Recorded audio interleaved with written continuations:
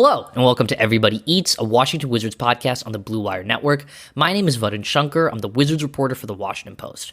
The Wizards had Media Day Monday, which, in a lot of ways, at least for reporters, is the unofficial start of the season. Because of that, and because it's the first episode of this podcast, I wanted to take a big picture look at the state of the Wizards rebuild entering year 3 of the Michael Winger, Will Dawkins regime. Joining me to do so is Mike Prada, an NBA editor at The Athletic and the author of Spaced Out, How the NBA's Three-Point Revolution Changed Everything You Thought You Knew About Basketball. Before all that, he was the lead editor at Bullets Forever, SB Nation's Wizards site. He's someone who follows the team very closely. We looked at players on the roster, the team's process to date, and potential futures, good and bad. Before we get to that, some quick housekeeping. The current plan is to have episodes come out Tuesday or Wednesday. It's going to vary a little bit based on the team's schedule. We'll see how it goes as the season goes along. For the next few weeks, we'll be doing player previews for some of the key pieces in this rebuild. If you're watching on YouTube, please like and subscribe. If you're on Spotify, leave a comment. If you're on Apple, leave a 5-star review. Can't overstate how important it is and how helpful it is for the show. This is the first episode in what I hope is a really fun journey. I'm happy you guys are coming along. The conversation with Mike was fantastic. A big picture look at the rebuild. Let's get to it right now. Joining me now to take a look at the state of the Wizards rebuild, a big picture look for the start of this podcast, is Mike Prada of The Athletic. Mike, how are you? I'm doing great. First day of school. Season's about to start. Very exciting. Yeah, 100%. And for the Wizards, the season, to me at least, the NBA season starts when the general manager gives his press conference. And Will Dawkins did that basically a week ago from today. We're recording this on Wednesday morning. And he said something that I thought was pretty interesting, where he said, we're still early in the rebuild. I don't think it's surprising that he said that. He said the same thing at the end of last season. But it is notable that the Wizards are not speeding up their timeline in any capacity right now.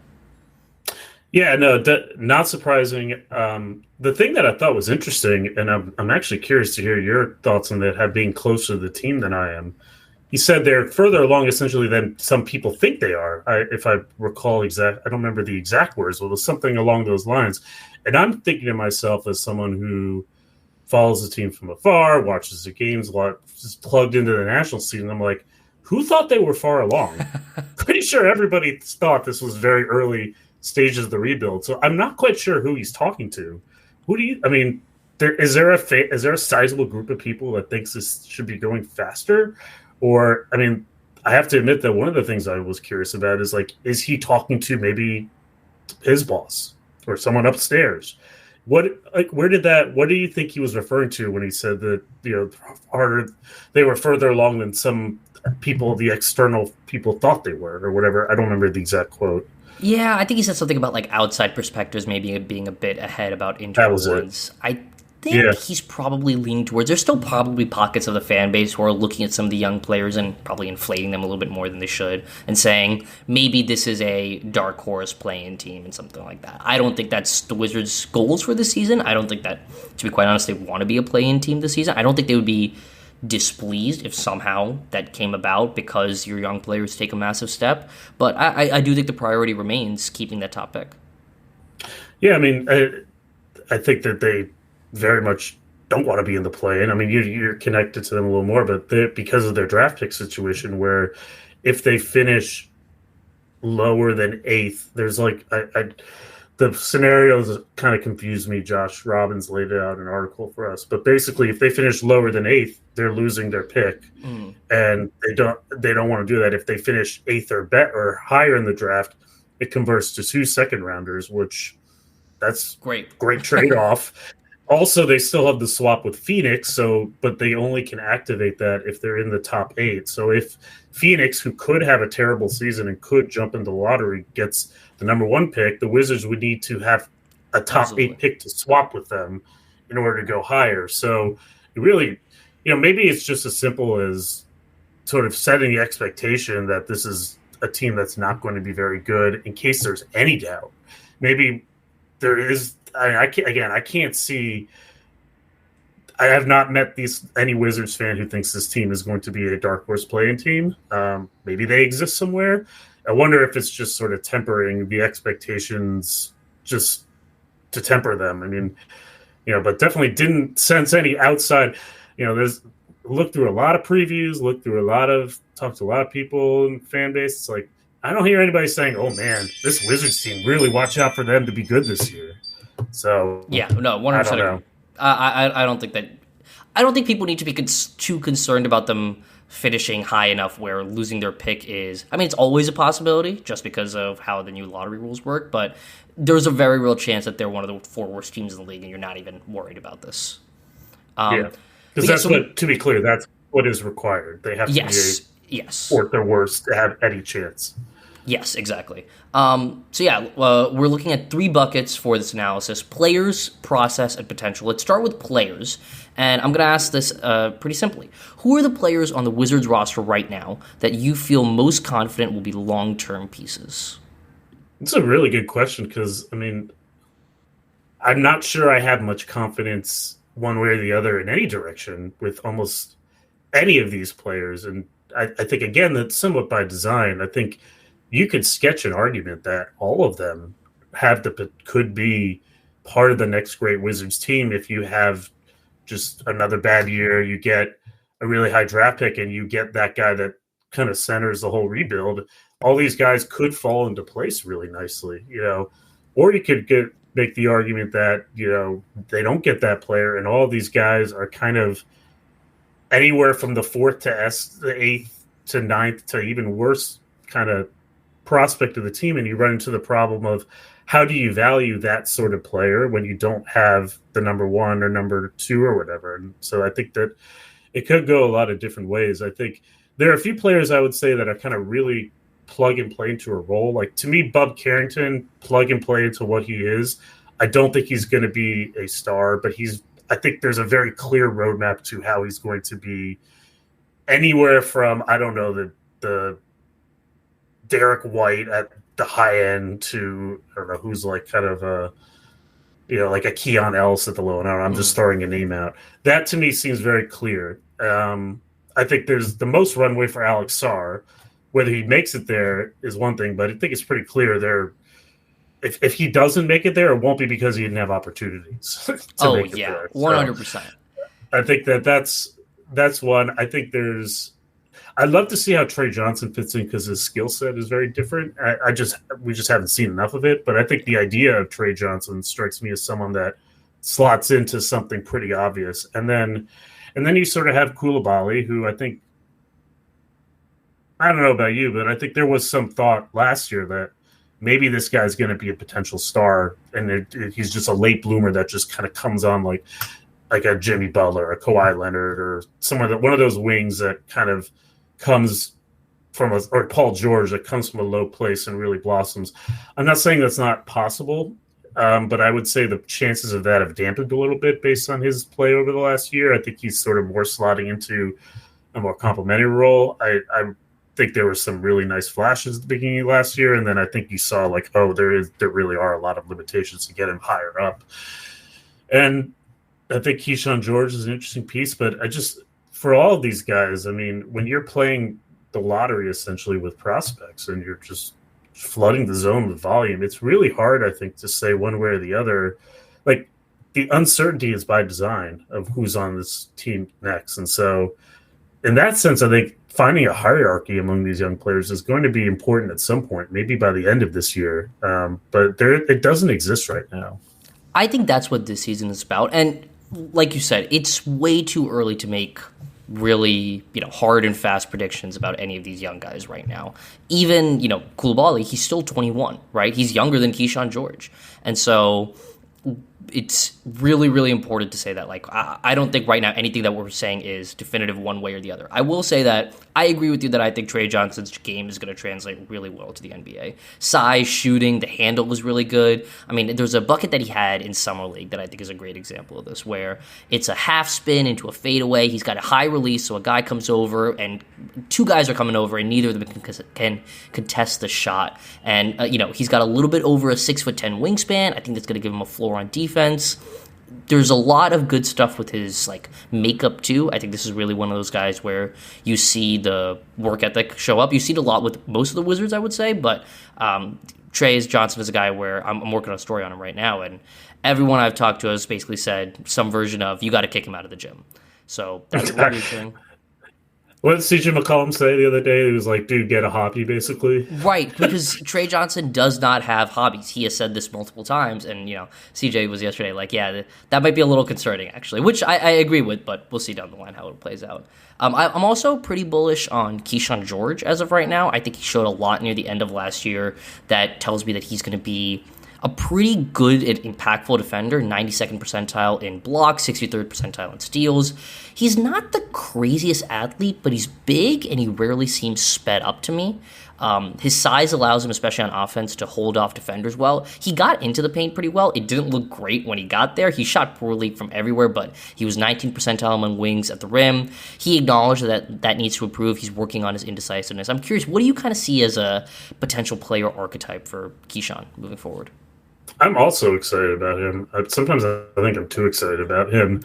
Like you wonder if like he's the guy in the rebuild that like you want to feel smart that you were on top of him first, so you sort of overrate him. I do agree. He's got like an uncommon skill set, I think, for someone his age. They're uncommon skills. You mentioned the defense. I think the instincts on his backside rotations, low man work, wouldn't say he's necessarily the elite man defender yet, or even maybe never be, but I like that he's got that uncommon skill. He's a really good passer. Like one of the guys I think of when I think about the best case scenario for someone like that is like a Nikola Batum from back in the day. That is a great maybe he's not as good as Toumani Camara, but maybe somebody of that ilk, like kind of the player maybe Matisse Thybulle we all thought he would be. I like him a lot. I think he showed a lot. I think the question, at a certain point, you do have to make shots and make plays. He also, I would say, makes a lot of negative plays still, which I think is fine early in his career. But like for that type of player, you have to be pretty mistake free. And I think he's still testing out what he can do. But no, I'm excited to see what kind of player he can become. I'm definitely higher on him than the consensus. Again, it's just a matter of.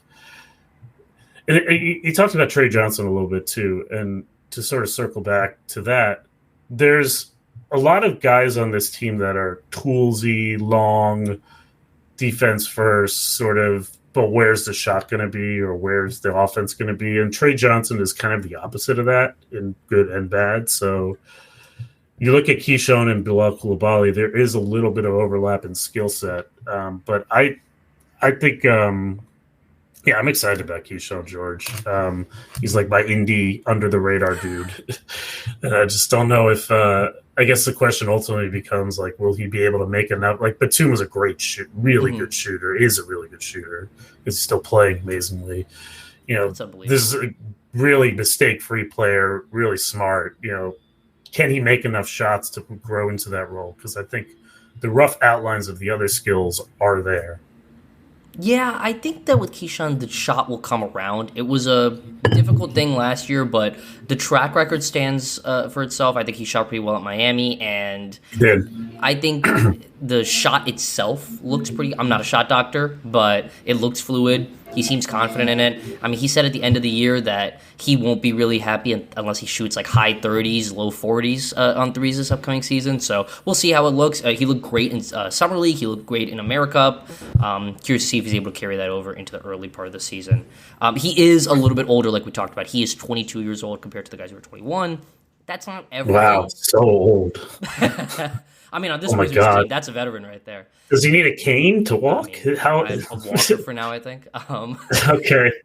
But, that stuff does matter, even if it's only, half a year, a little bit more than that. But he's nearly 22, and so that's something to just keep in mind as we see the development curve for him being so much.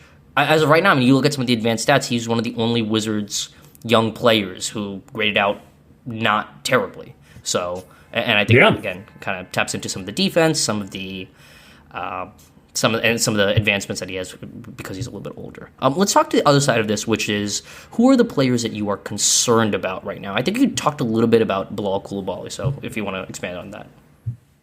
Yeah, I don't think I'm necessarily concerned about his place on the team. I just don't know. I think there was sort of maybe it was because he was the only young guy they had. He was the first one. I think there was definitely a sense that like we found the Wizards. Why do I say we?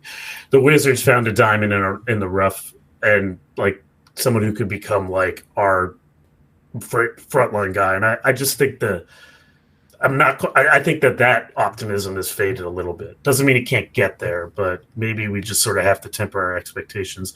I think it's pretty clear, like, he still's got issues shooting the ball. He had trouble in the Eurobasket before he got hurt, although maybe it was just his thumb injury, and maybe that's the only reason. I thought that when he had chances to do a little more self-creation last year, you saw some of those limitations. I think his defense has a lot of potential, but I think he should be a little more disruptive, I was hoping for a little more disruption than he showed. Again, doesn't mean he can't get there. Clearly a key part of the team in future. I don't know if we're going to get to the point where he's even, much like, is he going to be the third best player in a really good team? I think the chances of that have dimmed slightly. The guy that I'm like really curious about, and I honestly have trouble figuring out whether like this is all part of the plan and it's fine, or this is a reason to be concerned, is actually Alex Sarr, in the sense that I knew he was pretty raw coming in, and I also knew that like he would have a runway, number 2 pick. I have been perhaps a little bit more surprised by how raw he is, and then on the flip side, given that, how much of a runway he has. I mean, they have no big guys. None. It's him and Marvin Bagley and Tristan Vucevic. So, and Vucevic is on a 2-way contract, I believe, right? Or is he? Yeah. So they're basically, and then you look at the way that they've used Sarr. I mean, they're basically sort of telling him, "Hey, yeah, go try to be, everything that you could be. It doesn't matter if you like can't do it really, or like you're really struggling at the basics. Like, we're just going to let you sink and swim and sort of how to figure it out." And I'm curious to see if that works. I think there's logic to it. It's just interesting because last year they brought in Jonas Valanciunas, and I think the thought from many was that, okay, this is someone where we can, it's maybe long-term Alex Sarr is a 5, but like this is a way to sort of ease him in. And there was no easing in even when Valanciunas was on the team. It was straight there. So I think it makes sense what they're trying to do with him. I think there's a chance it all clicks together. I think as a general principle, I support, letting guys figure it out, making mistakes. I just wonder have we gone a little far there, and when you think about all the things that Sarr has to clean up, defensive rebounding, his passing in the short roll, his shot selection, his physicality. I mean, even some of the stuff that he's good at, you can tell that it's there, but it's kind of not at the level even that it needs to be, you would think, for somebody of the number 2 pick. At what point do we need to see something a little bit more than he's thrown into the fire and he has flashes? That's the part I wonder about, because I also think that in a way they position this rebuild so that his skill and what he does is going to be fundamental to how they play. And I don't know what happens if he just isn't that level of player that they hope he is. I think that if that happens to Coulibaly, if that happens to Trey Johnson, if that happens to Carrington, Keyshawn George, Cam Whitmore even, or Trey Johnson, there are options. If that doesn't happen with Sarr, I think they may be back to the drawing board, which I find interesting.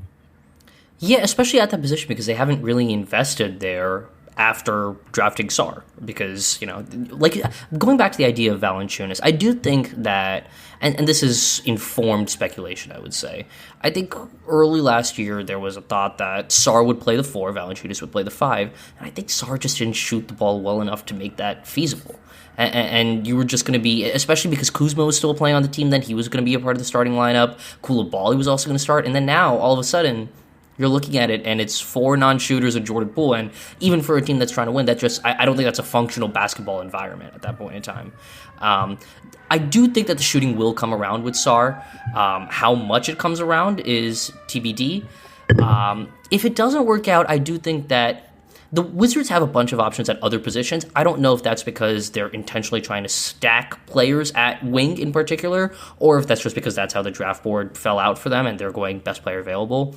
If Sarr doesn't work out, you do have to go back to the drawing board there, but maybe you can cobbled that together a little bit more rather than if you don't have a difference maker at center, maybe you can cobble it together more than you can at wing. He has a lot to improve on. The rim rolling in particular is something that needs to get a lot better. He needs to get better finishing around the rim. I would like to see how much he can improve as a rebounder this year, up in the air to me, just because he's still pretty slight. I do think that his frame will fill out over time, but there are some real questions. And you ask when we need to start seeing things. I think you want to see more this season, especially later in the season. I don't think you need to see everything yet. Marginal improvements would be good. And then year 3, you got to start seeing some legitimate steps. And that gets us back to Coulibaly, who's in that situation now. And the shot just needs to come around for him because he got better at the rim last year, and you could see the flashes of how he can work as a ball handler. I was rewatching a late season game versus Orlando, and I don't remember why this happened, but KCP goes under the screen, and now Coulibaly's got a head of steam toward the rim, the big is dropping, he dishes off a nice pass to Rashawn Holmes, and it looks very smooth. That's a rare moment in that game. It doesn't happen a lot. I mean, they guarded him with Goga Bitadze for part of that game. And so he's just a non-threat. Other teams will do that, too. Yes, 100%. That's a common to put the center and the non-shooter. Although I guess with the Wizards, there are a few choices. You have a lot of choices. If the shot doesn't come around, something I've been thinking about is what he could look like then. 2 players, and they're both Los Angeles Clippers. Chris Dunn is an example I think that he could be, or maybe even like Derrick Jones Jr. There was one of the games against Toronto late in the season. I remember that Coulibaly was just fantastic on the offensive glass. He was very disruptive. The second jump ability is really something that stands out with him. Maybe if the ball handling doesn't become something he can do, he can be a really effective off-ball player because of his explosiveness. Yeah, I mean, definitely could. I mean, think about the players you're describing, though, compared to sort of the... these are the low-end outcomes. Irrational optimism of maybe a year ago. It is true. I mean, in prioritizing McCollum, Middleton, I mean, those trades, Johnson and Cam Whitmore, if he plays, although, I mean, I'm curious. I look at the roster. I'm like, okay, so where is Cam Whitmore going to get the minutes he thinks he thinks he didn't have in Houston? I sort of look around. I'm like, wait, so where are they going to be? Maybe there's more of a roadmap than I anticipate. But yeah, and I think the shooting point is definitely certainly makes a lot of sense. I mean, this also may be slightly informed and slightly overrated by, I was hoping to see them play for France longer. Mm-hmm. And unfortunately, Sarr had his injury and Coulibaly had his injury. And there is a part of me that wonders, maybe it's more of a paranoid developmental thing. But this is, what did the Wizards call this summer? They had some name for it, like the stacking days. Jump season? Jump season, that's right. Alex Sarr and Coulibaly missed out on key elements of jump season that they could have had. And particularly with France. And so my concern level with like sort of the skill development is maybe a little higher than it would have been if they had a normal summer. And it's possible that we look back in 3 years and it's just like, well, why does it matter? These games, they didn't miss games or miss a lot of games. But I do worry a little bit about that. Yeah, I think there's definitely this is how you could see guys get a little bit lost in the development curve. I don't think they missed enough time that I'm massively concerned about it, but it is something to keep in mind as we start seeing how. I mean, they're going to miss training camp. Sarr's going to miss a little bit of training camp, I think, not all of it. Coulibaly's going to miss all of training camp.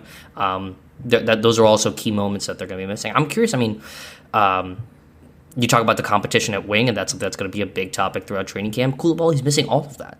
He's going to come back in. I mean, he started every single game he played last year. That's not going to happen this year, even if they're just easing him back into the rotation. I'm curious what the process looks like for him to get reintegrated. And, Whitmore's going to want minutes. Keyshawn George is going to get minutes. Will Riley, I think, is probably a little bit behind all those guys, but Justin Champagnie played well last year. There's a lot of guys that are fighting for time on this team. When he plays. Middleton, 100%. Quick thing, because we need to move to the next thing. Bub is kind of in the middle for me. This season will be important. I really like that he talked about wanting to get better at the rim. But is the next star for this Wizards team on the roster right now? If not, will this front office draft one? I think the answer to the first one, maybe. Too early to say. And then second one, I'll say, yeah, why not? What do you consider a star? I said all NBA. I do not think there is an All NBA player in this team. I mean, let me put it this way: the chances of there being an All NBA player on this team are maybe 20%, 25%, pretty low to me. I'd put it even lower than Maybe that. even lower than that. I mean, I think it's sort of hard to say because they all are so early in their development. And again, what might end up happening this year, particularly as if this year is like we set a pecking order, we cut the wheat from the what's the phrase? I'm blanking on it. Wheat from the shaft. I probably screwed that phrase up, but I think you know what I mean. Yeah. If that's what this is, and that will benefit certain players and not other players, and we'll start to maybe get someone who shows some of those skills. But yeah, I would say probably. I mean, All NBA. No, I would be I would be pretty surprised if anybody on the current roster is an All NBA player. That doesn't mean it won't happen. Will they draft a star? I mean, they kind of. Well, how else are they going to do it? Right. I mean, I guess they're the only alternative path, which I think is worth sort of talking through. I know we have time carved out to talk through sort of next summer, is you sort of have a Rockets like summer with all the cap space you have, and you get maybe a bunch more proven players, and then you start to see like which of the young guys you like prune the list and which of the young guys sort of rise up and sort of maybe a Rockets-esque sort of setup. I don't know if that would be good or bad, but I could see a version of that happening, in which case, I mean, you look at Houston, they may have two of those players on their roster now, at least, in Şengün and Amen Thompson. So maybe as you start to trim out like some of the ones who aren't kind of coming through, like in the Houston case, the Ty Washingtons, the Usman Garubas, the Cam Whitmores, ironically. The Jalen Greens at this point, right? The Jalen Greens, yeah, absolutely. It starts to grow into focus more, and maybe something like that happens. But I would need more information to feel confident about who those players would be. Makes sense. All right. The next thing is, when should the Wizards begin trying to win? They've been slow playing this rebuild. It's a patient approach. It seems to be backed up by ownership for now, but at what point do you think they will feel pressure to start trying to win? When will they? I think it starts after this year. I think that's the pivot point to me. I mean, we've seen a lot of Wizards teams over the years. Ted Leonsis has now been in his job for, I believe, 16 years, 15 years. I still remember the 10-point plan, which was laid out on the SB Nation Commanders blog, I guess now, that has become infamous in Wizards lore, this sort of how we're going to slow play the rebuild. And then I also remember after, a couple seasons that were kind of embarrassing, them trading for Emeka Okafor, Trevor Ariza, Nene, Marcin Gortat, and speeding it up, maybe short-circuiting it. So, and then that leading to, we'll never ever tank. We will never ever that tank. Like very famous. So I think this time is different. Everything seems to make it seem different in that there's more trust in the front office. I think maybe it seems like Leon's has sort of learned, and has adjusted. But if they have it, I should say when, because I think there's very little way they don't have a record below 25 wins this year. When that happens, when their draft pick obligations are now complete, when they now have picks coming in from Phoenix and others, and when they're sitting on potentially $100 million in cap space, and we all know that Ted may act differently, but he has a history of, the Wizards have a history of sort of putting all their eggs into a cap space basket and coming up with what's like kind of like super cracked ones. I don't know. I'm trying to extend the analogy here. Ones that smell a lot like sulfur. I'll say that. Okay. We know that is something that has happened in the past. So I am very curious, and in particular, what happens if they have this record and they get the sixth pick again. I wonder what happens then. And I think very much possible that this will continue to be slow played. I think that would be the smart move if all of that stuff happens. But it's a lot of money that's on the that you have for cap space. It's a lot of losing seasons in a row. And frankly, there are a lot of decisions coming up with young players that you presumably won't feel great about one way or the other in terms of your certainty on that front. I mean, we saw this just 2 years ago. They traded Denny Avdia, who was kind of one of those classic young players on a good second contract, for Bob Carrington to slow this rebuild. And now Avdia really blossomed last year.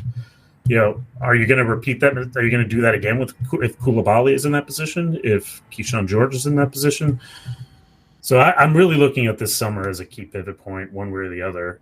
And a lot of things could happen. And I think that right now, I would guess that if you ask anyone, and you would know because you're actually asking the questions, they would say that, if that happens, we're going to keep being patient. We're going to, rent our cap space for draft picks, trade for veterans. But what happens when rubber meets the road? That's what I'm very curious about. Taking the Leonce's side a little bit out of this, let's assume that he is willing to be patient for at least, let's say, 2 years, right? I think this upcoming season will be very important to see how they use that cap space next offseason.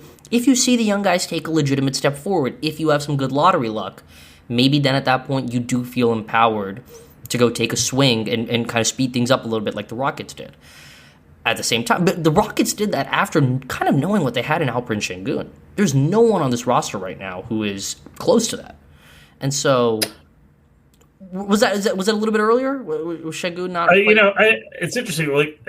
I think that smart people knew what they had. I don't know if the Rockets fully knew what they had. I mean, the Rockets comparison is interesting because they didn't do this coming off a year where they had this young guy broke out sort of year. They had really, since after they trade Harden, they had 2 or 3 really embarrassing years in a row. And I think it just got to the point where we can't. I think that was driven more by a motivation of we've got too much fat to trim and we can't develop all these guys, more so than one of these guys is broken out, which is why I often bring them up as a comparison.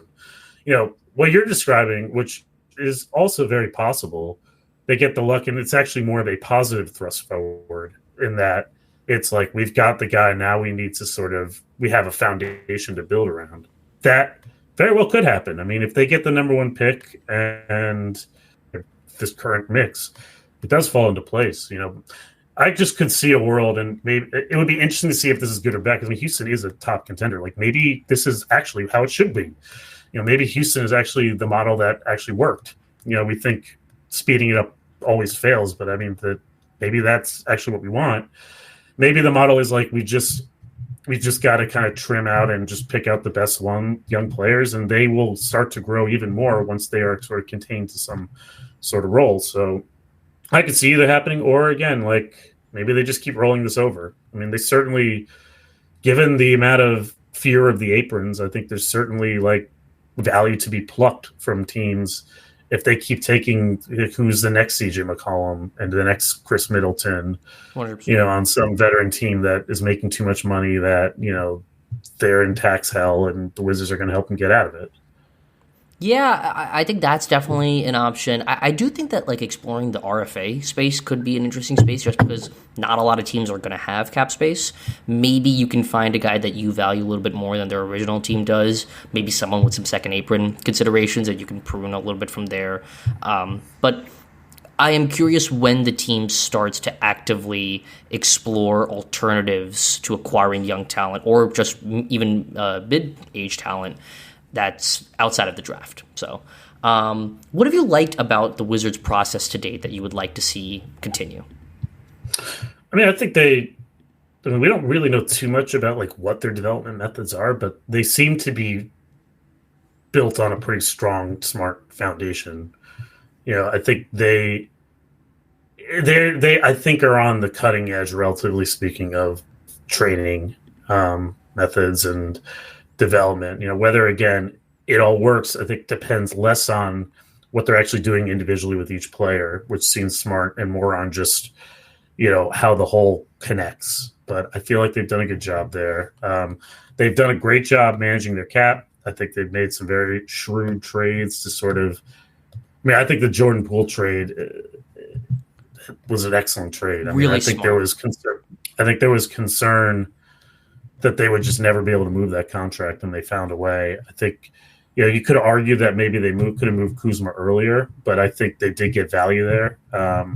They are being good and intentional about which veterans are sticking around. I think you could see immediately the impact Middleton's stability made on the team when he played last year. I think it was smart to target him, and particularly in comparison to Kuzma, who kind of just really had a terrible year last year all the way around. So I think they've done a good job there. The way they've procured their cap space to nab Cam Whitmore, to get some other goodies, the sort of use of trade exceptions, the roster management has been fantastic. And, they do just need the guy, but they can't control in a lot of ways when they get the guy. I think in that way they've been smart. I think, and this is something that I think, I don't quite know. Maybe you have a better sense, like how good a coach Brian Keefe is. We haven't really talked about him yet. The thing that I think from a front office perspective is it's very clear what type of team they're building, which I think is very smart.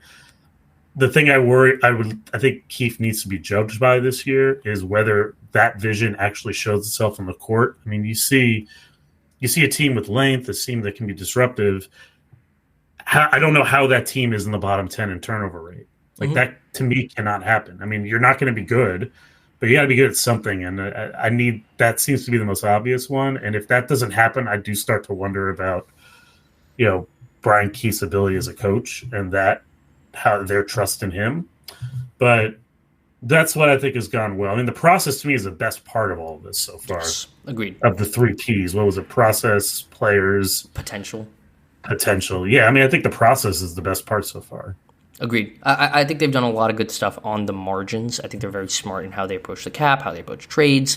I think the way they've approached player development has been holistic from the little bit that I've been able to glean. They've genuinely modernized the organization. I wasn't around, obviously, before this group, but it does seem like some of the steps they've made have brought this team a little bit forward. I think you'll see more of that this year with some of the renovations to Capital One.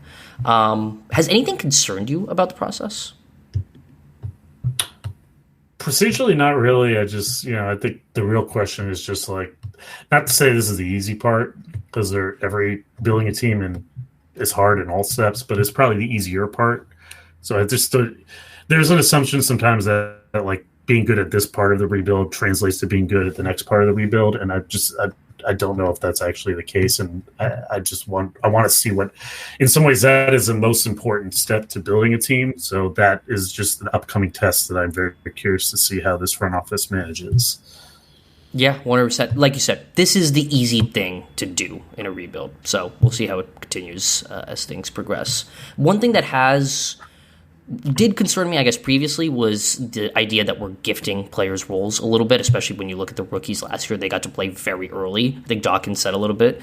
Things were given rather than earned last year. This year, it looks like they are kind of honing in on the idea that things have to be earned. So let's see how it progresses. Unless you're Alex Sarr, I guess. Right. There's no competition for Alex Sarr unless, Tristan Vucevic takes a surprising step forward. What are you most worried about with the Wizards over the next 3 to 4 years, let's say? One, that they just don't get the guy. Yeah. I think that's that's the most obvious one. And to some degree, they can't control that. I think the other, I worry a little bit. You brought it up earlier. I don't think it's necessarily a matter of given or earned, but just a lot of these teams that develop, I mean, you have to remember that playing time is as much a resource as the different cap exceptions, and that you're running. I was talking about Cam Whitmore earlier in this respect, but it could apply to any of those wings. You're running into the point where perhaps playing time is a resource that you have over-indexed on, and you need to remember that is finite. So I do worry a little bit that like you'll get to this point of experimentation, this flood the zone volume, and at the end of the day, what you'll end up getting is not a pecking order, but just 8 guys who have shown flashes 25% of the time, and you don't really have a sense of which 20 you don't have a great sense of which 25% are the most important ones. I do worry a little bit about that. And then I just worry again, like the patience sounds great now, but everybody's got to play until they're punched in the mouth. And I would say another likely bad season, dwindling attendance. I mean, that's just a reality. I mean, the diehards may support this plan, and the casuals may be back when things turn around. But the interim is painful. Forget financially, just a human element. And what happened? How do you react to that? And what happens this summer? I think I could see this being a pivot point for good or ill. Those are probably the things that most worry me. And then we said a lot of things about Sarr, maybe like downplaying toward his development. I do think there is a chance that these concerns are going to be rendered to look quite silly, but I do think whether he's the star of the team. I mean, he feels the type of player he is potentially not just a game changer, but increasingly a necessity in this the way the game is played. So you can see why they're invested in making this work. But if this is not the right way to do it, and it doesn't ever happen, that is a key differentiator or necessity on the team that you thought you had, but you didn't. And so I do worry a little bit if, looking at some of the guys that went below him, like, was that the right pick? Still too early to say. 100%. But, I mean, Castle looks great. I mean, you saw the Athletics redraft. He dropped pretty precipitously, and I don't think it was entirely unwarranted. You look at, for me... Yeah, a lot of people were upset about that. A lot of people were upset about that. Yeah, but I think you're right. I don't think it was, like, too really that crazy of a thought. Absolutely. Leon's just losing patience with the rebuild and kind of forcing the team into making some ill-advised short-term moves is something that I am concerned about. I don't think that's going to happen, but that is kind of like the worry that's always present. He is, from all indications, pretty happy with things right now. We'll see how it continues if, again, this is a challenging year, next year is a challenging year. I just on the Leon's point, like, I think this is, like, worth making clear. Like, I think any human any owner would have it is hard to stomach this. Like, I think some of this, like, is based on Leonce's past history, but a lot of it is just based on human nature. Or any human. Like, it's hard to go into your building every day, see, tons of seats empty, and your team lose by 20 for 3 straight years. Mm-hmm. Like, that would be hard for anyone. It's hard for me. So it's hard to watch. At a certain point, like, it's hard to take anymore. It's hard to have faith and patience. Yeah, I think the thing that stands out is owners are usually okay if their teams are bad. What really starts to take them off if they become embarrassing. The Wizards have not been embarrassing over the last few years, I would say. But if things start to spiral in a bad way, you have to consider how the ownership might react. And that's something that you always have to keep in mind with any team. Another thing that stands out to me is just if the young guys are just fine and nothing else, and we don't think that there's a star in this group, if they're not able to get a star externally, you're kind of left with, if you want to be uncharitable, a diet Thunder a little bit, where Alex Sarr is a diet version of Chet. Bilal Coulibaly is a diet version of Jalen Williams. Bub Carrington is a diet version of SGA. And you just have a team that is kind of misevaluated and just gets kind of locked into whatever it is right now. I don't think that's a very likely scenario. I think that, but evaluating their own talent is something that we have not had to grade this management group on yet. And so that's something that I really want to see how they manage. Yeah. Like a Rite Aid Thunder? Oh my God. Or what was the name of that soda? Do they still have that soda that's just like knockoff Pepsi? Great Value. Is that what it is now? Yeah. The Great Value Thunder? Yeah. What are you most excited about over the next 3 years? I think there's a lot of upside watching the team grow. I mean, as a fan, I think some organizations underestimate this.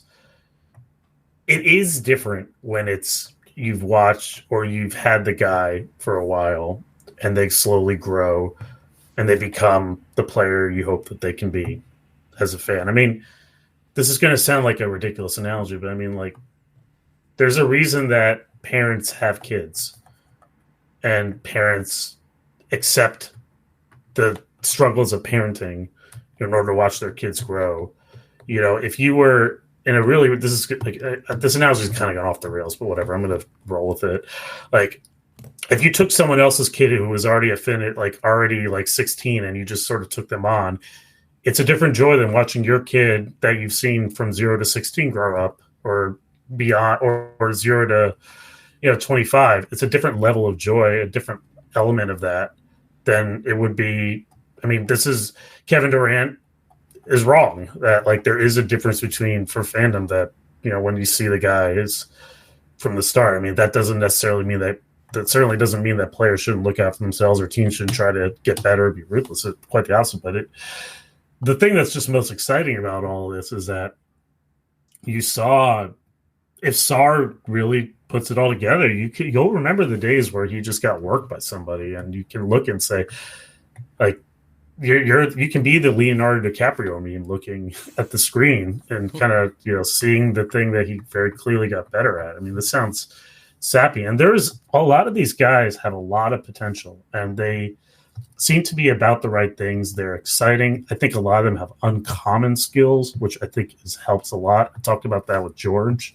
I think even Sarr, Koulibaly, these are not cookie cutter plug and play players. These are guys that, if their upside hits, bring a new style to the team. And I mean, frankly, that's just something the team has never had that in my lifetime, because they're always short circuiting these rebuilds. They haven't had. You think about, as great as John Wall and Bradley Beal were, it is kind of crazy to think that is what represents the last 35 years of young talent to be Wizards. When I was... Please respect Kevin Seraphin. Yes, you're right. And Snaky. Can't forget about Snaky. But I remember the year they made the playoffs, they made the second round in 2017. I did this story for SB Nation at the time about how kind of monumental it was that they got a mural on Ben's Chili Bowl.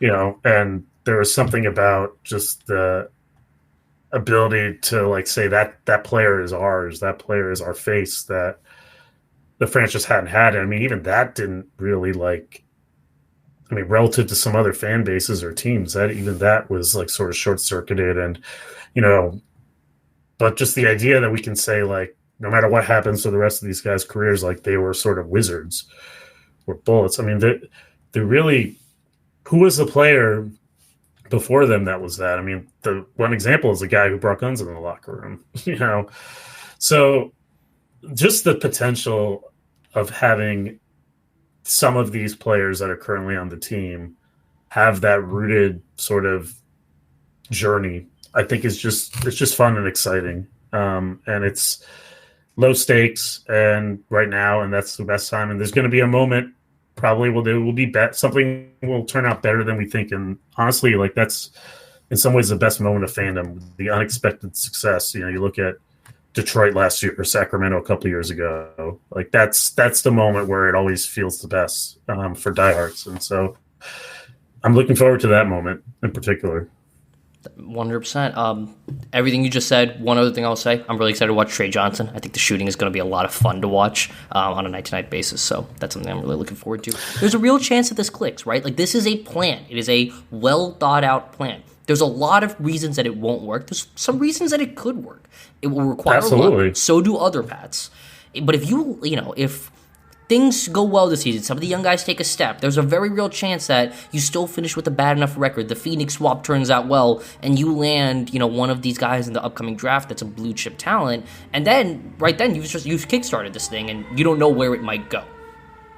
Yeah, 100%. I mean, there is a vision. And there is a vision. For so many years, 35 years, there was no vision. So that is exciting. Absolutely. All right. Perfect. Thank you so much for joining me, Mike. Where can people find your work? You can't find me that many places because I'm behind the scenes working. Right now, my job is I sort of work with the news operation at the Athletic, but also wanted I know this is a Wizards podcast, but I'm working with Jared Weiss this year as he kind of goes to cover Victor Wembanyama and the Spurs for the first time. I'm really excited about some of the stuff we have planned there. And then other than that, you can still buy Spaced Out, how the 3-point revolution changed everything you thought you knew about basketball. That is the subhead, right? It's too long. I should have done something different. Whatever. You can still buy that book. I think it's still very current when you look at how the Thunder and the Pacers played in the finals in particular. You can find that book on Amazon, even though it's 3 years old at this point. I think a lot of the concepts really help explain how we got the basketball that we got today. So buy that on Amazon, go to your favorite bookstore, go to your favorite independent publisher, wherever that is out there. Perfect. Thank you so much. Thank you. Thank you so much to Mike for coming on. Reminder, if you're watching on YouTube, please like and subscribe. If you're on Spotify, leave a comment. If you're on Apple, leave a 5-star review. Follow me on social media at Varun Shankar and the show using the handles in the episode description. Thank you so much for listening. I'll talk to you guys next time.